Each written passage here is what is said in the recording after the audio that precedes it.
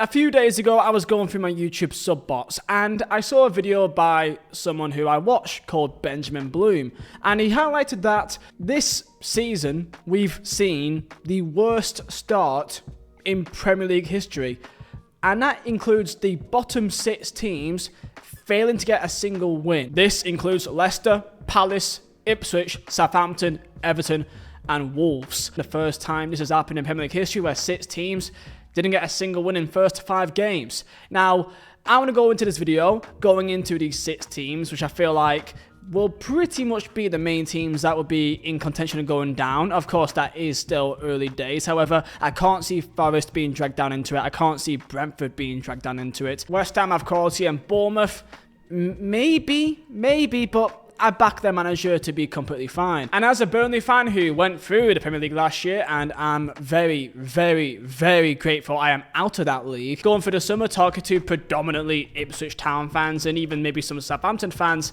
saying that, yeah, Premier League's exciting, but it is also hell. And this does lead to a bigger picture which I want to talk about, is that with how much money is in the Premier League in comparison to the money in the Championship, we're going to get to a situation where the gap between the Prem and the Championship becomes way too far, which leads to realistically the same teams going up and down almost every season. We saw it last year, the same teams that went up, Sheffield United, Burnley and Luton went down, and then the teams that were relegated from the Premier League were all in contention the entire season to get promoted. The only outlier was Ipswich Town, who had an incredible run of form, momentum and a good manager. So therefore, it doesn't mean that it's impossible for a team that's not previously got that parachute money to get promoted, but it does make it much more difficult. And yet again, we look at Championship now, we're seeing who's in the top 6, and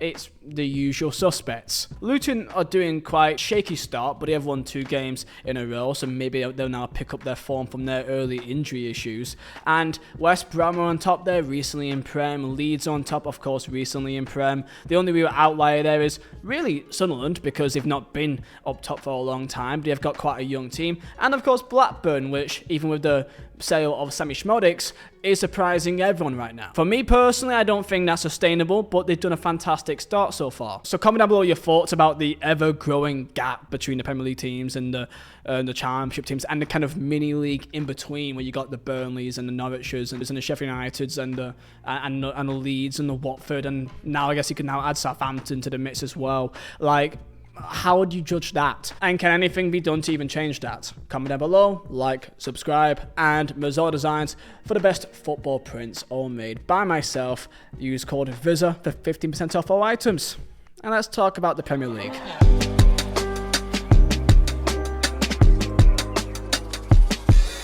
To take it back to last season, the bottom 3, 5 games in, were also Luton Town, Burnley and Sheffield United, all with only 1 point. And same thing goes for this season. Southampton, Everton and Wolves have also managed 1 point in the first 5 games. Now, of course, there's still a long way to go and a lot can change. And there's also the likes of a Palace that you would say may not belong to be down there right now and in this conversation. So let's go through them first.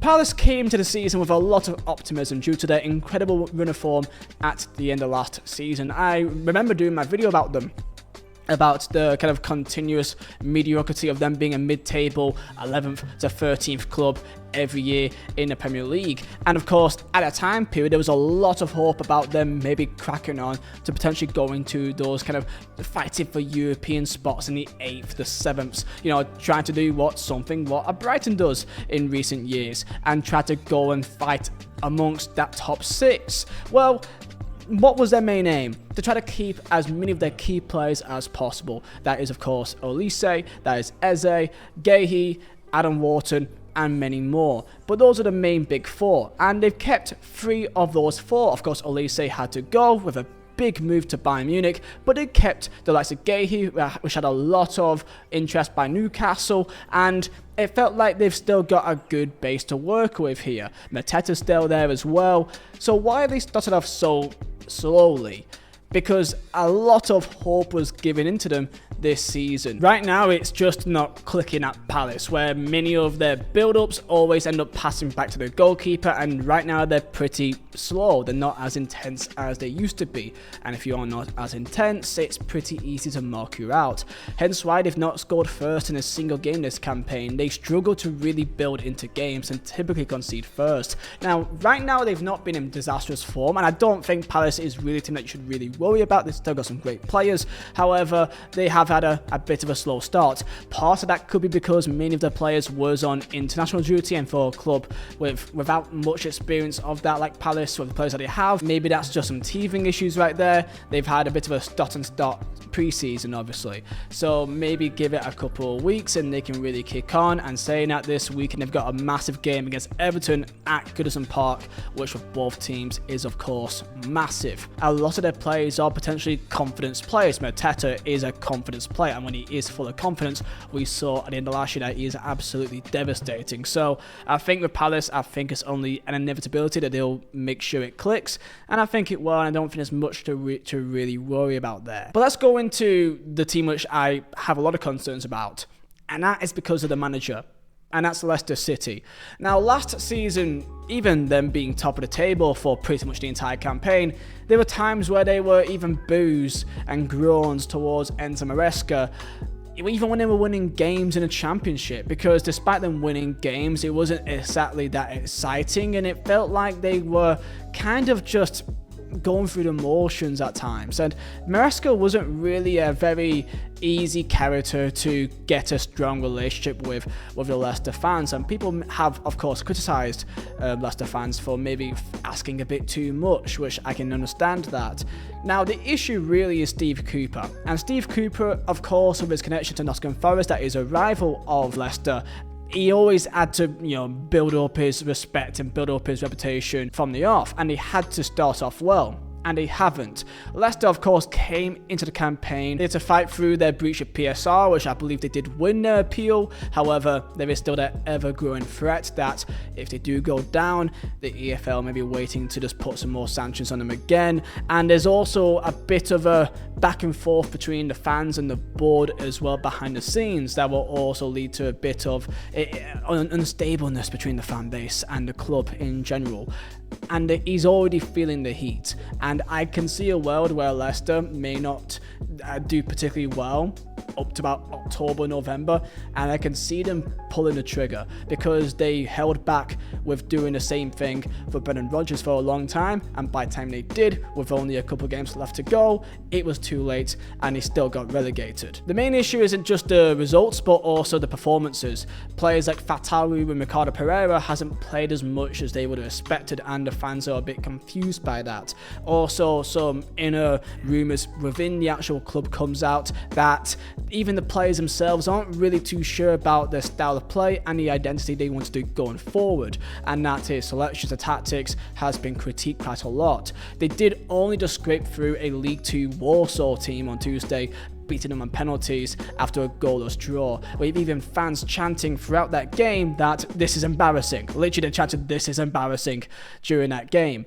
And I can get that. The transfer window was of course tougher than they would have hoped, mainly because of the PSR issues in the background. Many of the first choice recruits didn't really want to come to the club due to the unstable nature the club has put themselves in, and that is an issue for Cooper, which is out of his hands. They've only lost their games by one single goal and have had some decent performances, such as the draw against Spurs and also a decent half away at Crystal Palace. And the main thing that Leicester has is they have got experience. They've got players in that squad that's been there and that can dig out games. Jamie Vardy being the main one of them that can get goals at this level, despite him being quite old now. Boanate from Brighton, the loan signing, I think is a good piece of business, and I'm looking at a team now and they've got Mavavidi. I think he will always be their main threat. Defensively, that's my main concern. The likes of James Justin, Wout Faes, Christensen, I don't back that. The midfield for me is a bit slow, and Ndidi and Harry Winks. The main thing for Leicester is their next few games. So of course they got Arsenal away, which is,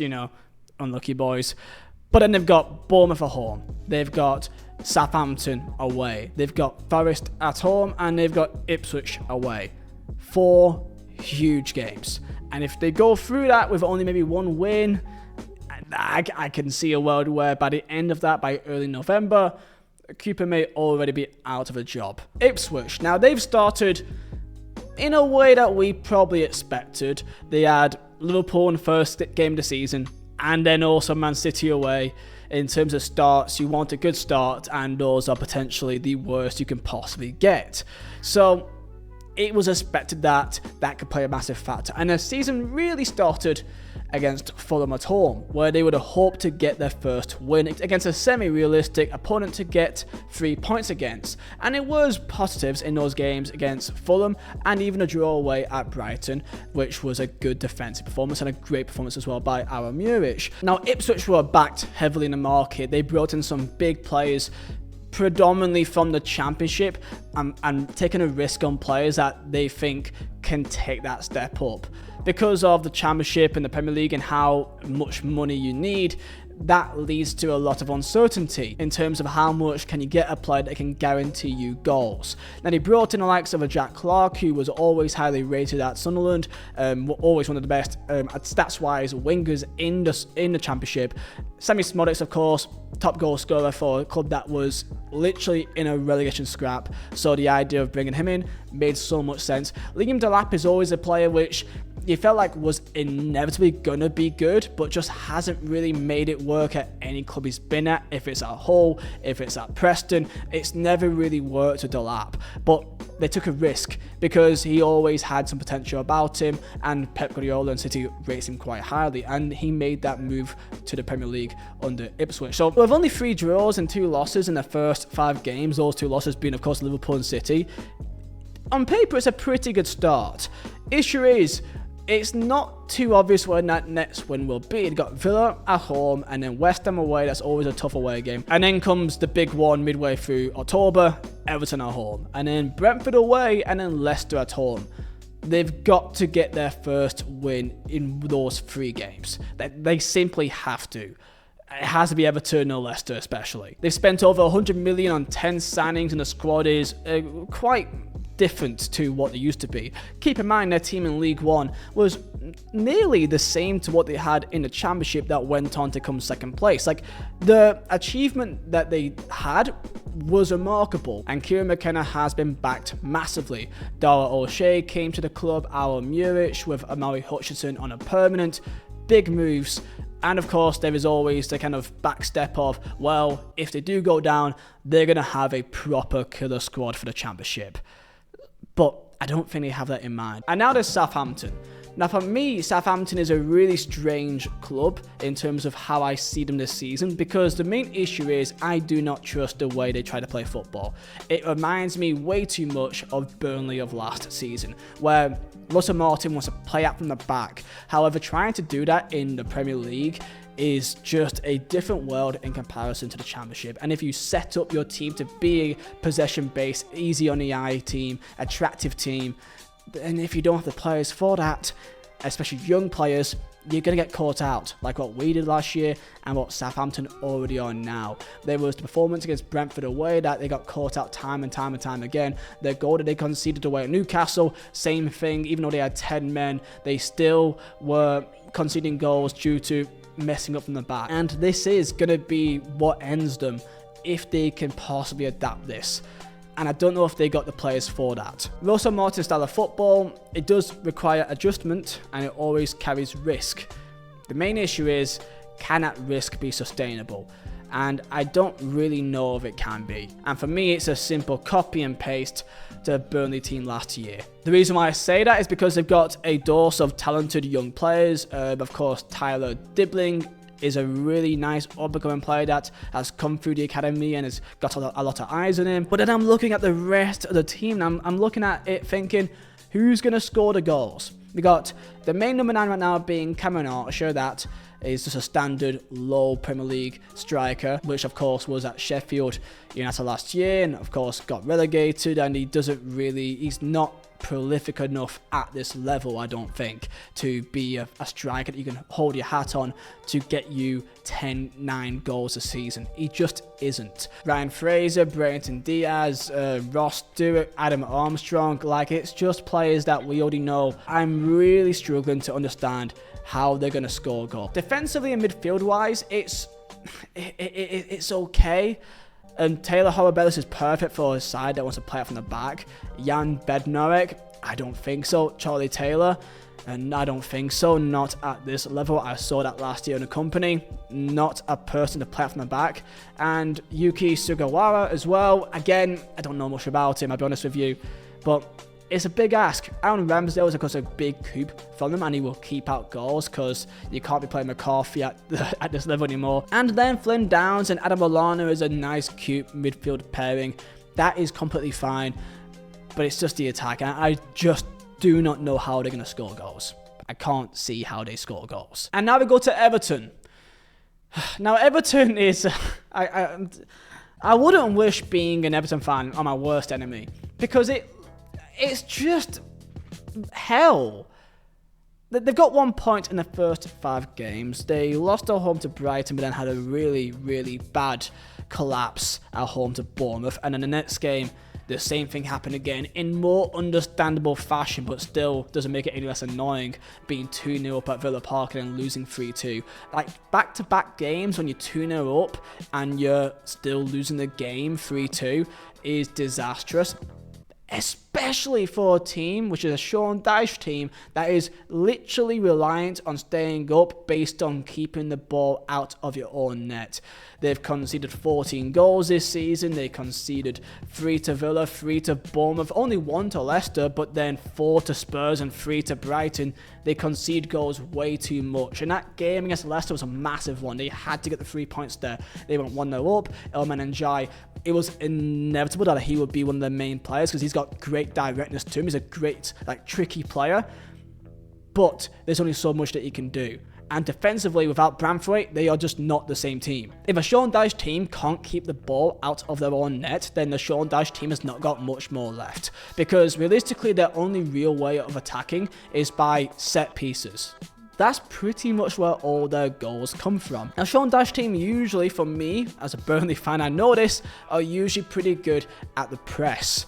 And I don't think that's been said all too much this campaign. Everton, of course, in terms of the market, has been held back massively because of the stadium that they're building, so they couldn't really back Sean Dyche as much as he would have wanted, which he will always continuously say. There's a lot of politics and behind the scenes with a potential takeover also going on, but I just don't know how to get out of this because they've not got much pace, they've not got much directness, they've not got players that can really take on a man other than really Ilman and Jai. They've got good technical players like a Dwight McNeil that's got a great left foot, but Jack Harrison, no.